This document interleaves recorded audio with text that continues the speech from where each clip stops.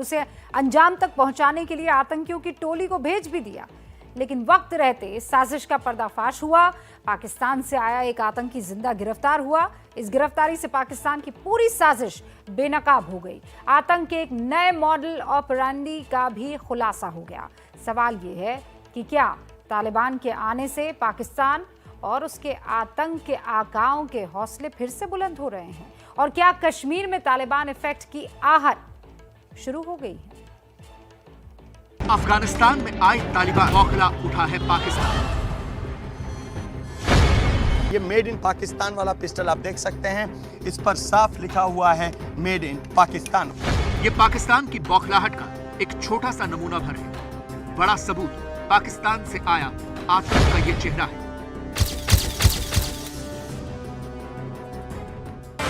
ये पाकिस्तान के आतंक का जिंदा सबूत है, जिसे हिंदुस्तान के जांबाज जवानों ने शिकंजे में लिया है। ये चेहरा सिर्फ आतंक का ही सबूत नहीं है, बल्कि ये पाकिस्तान की खौफनाक आतंक नीति का भी पर्दाफाश करता है। इस आतंकी का नाम अली बाबर पात्रा है और उम्र महज 19 साल है। सिर्फ 7वीं पास ये आतंकी पाकिस्तान के पंजाब के दीपालपुर का रहने वाला है। फिलहाल ये लश्कर तैयबा से जुड़ा था और पाकिस्तान अधिकृत कश्मीर के मुजफ्फराबाद में इसने आतंक की ट्रेनिंग ली थी।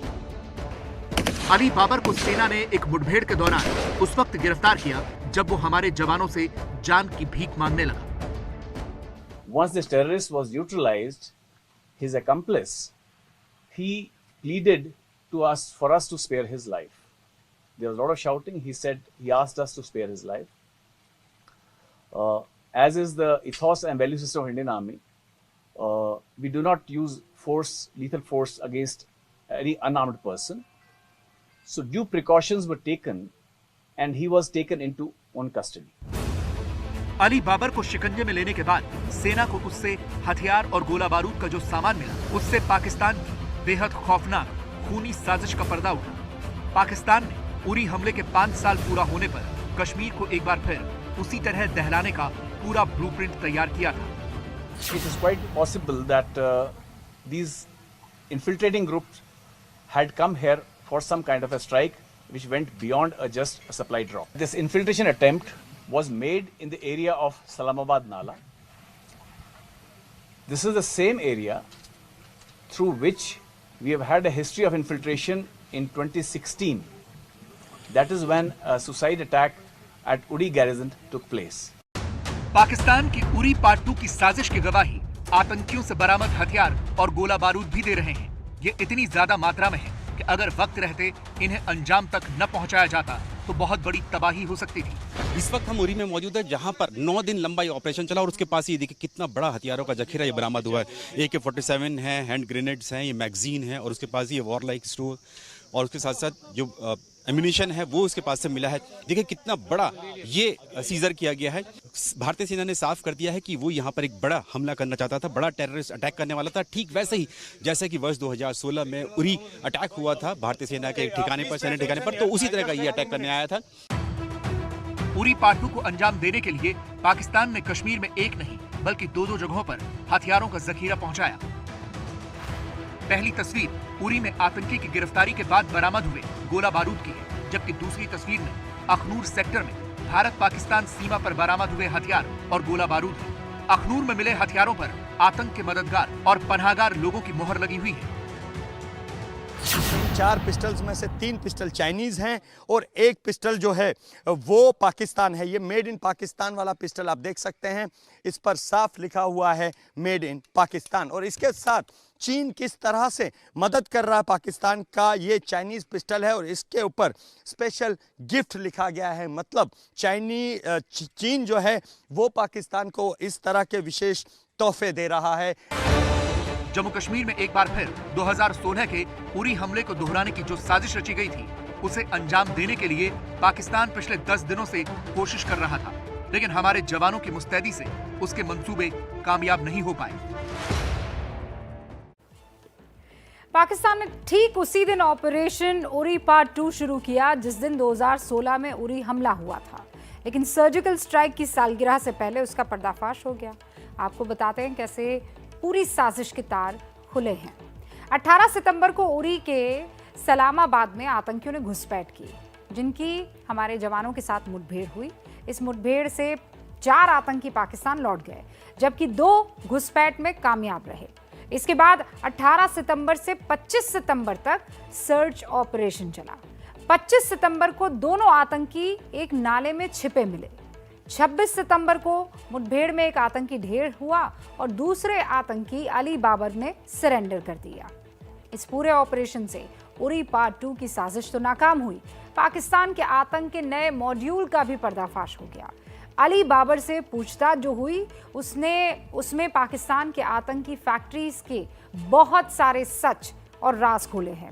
अली बाबर ने यह बताया कि अब आतंकी संगठन गरीब और यतीम बच्चों की ही अपने संगठन में एंट्री करवाता है, उसे शामिल करवा रहा है।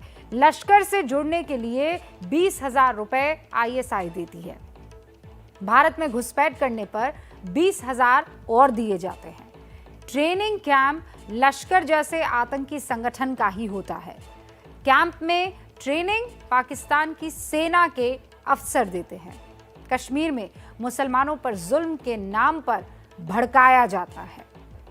अली बाबर को भी पाकिस्तान में आतंक के आकाओं ने ठीक इसी तरह से मौत की मशीन बनाया था, लेकिन भारतीय सेना के शिकंजे में आने के बाद अब वो ये दावा कर रहा है कि उसे पाकिस्तान की सेना ने बरगला दिया था। गिरफ्तार होने के बाद उसने यहाँ पर उरी में देखा कि किस तरह से जो कश्मीरी अवाम है खुश है। उसने खुद अपनी बातचीत में बताया, ABP न्यूज़ के सामने बताया कि किस तरह से जो यहाँ के लोग हैं वो खुश हैं। वो ये देखकर हैरान है कि जिस कहा गया था कि कश्मीर के लोगों पर जुल्म ढाए जाते हैं, यहाँ पर सभी लोग खुश हैं। उससे वो बेहद नाराज है कि पाकिस्तानी सेना और ISI इस तरह से झूठ क्यों बोलती है, बरगलाती क्यों है। अली बाबर ने ये कहा है कि वो चाहता है कि पाकिस्तानी सेना और ISI जो है एक बार फिर से उन्हें बुला ले, वापस उसे बुला ले। उरी पार्ट 2 का पर्दाफाश होना और पिछले कुछ दिनों से आतंकी वारदातों में आई तेजी कई बड़े संकेत दे रही है। इसे अफगानिस्तान तालिबान से जोड़कर देखा जा रहा है। तालिबान राज आने के बाद जम्मू कश्मीर में 17 मुठभेड़ हो चुकी हैं, जिसमें 4 नागरिकों की मौत हुई और 5 जवान शहीद हुए हैं, जबकि हमारे जवानों ने 19 आतंकियों को ढेर किया है। तालिबान के आने से आतंकियों के हौसले बुलंद होंगे, ये सेना भी अच्छी तरह से समझ रही है। इसलिए इस खतरे से निपटने की तैयारी भी पूरी है। वो ये चाहते हैं कि वो पार से टेररिस्ट आएं।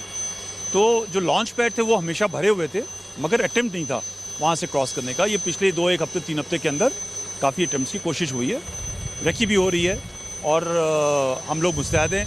हम यकीन करेंगे कि ऐसी कोई जो चीज़ है कामयाब ना हो सके। दरअसल अफगानिस्तान में तालिबान की जीत से दुनिया भर में आतंकियों के हौसले बुलंद हैं। पाकिस्तान इसी का फायदा उठाकर एक बार फिर कश्मीर को आतंक की आग में झोंकना चाहता है। चीन भी तालिबान को भारत के खिलाफ एक मोहरे की तरह देख रहा है। तालिबान को बढ़ावा देकर ये भारत को बैकफुट पर लेने की कोशिश कर रहे हैं।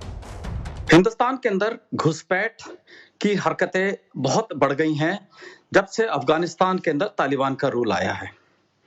इसके अंदर कोई शक नहीं है कि पाकिस्तान वापस अब इंडिया के ऊपर कंसंट्रेट कर रहा है। अफगानिस्तान के अंदर उन्होंने तालिबान की सरकार बना दी है। अब उनका नेक्स्ट मुद्दा है कि कश्मीर को डिस्टेबलाइज वापस करने की कोशिश कर रहे हैं। भारत और पाकिस्तान के बीच फरवरी में ही सीज फायर हुआ था। उसके बाद से सीमा पर कुछ अमन जरूर आया, लेकिन तालिबान के आते ही POK में आतंक के लॉन्च पैड पर हलचल बढ़ गई है और घुसपैठ में भी तेजी आई है। साफ है कि पाकिस्तान तालिबान के नाम पर आतंक की दुकान खोलने को बुरी तरह से बेचैन है।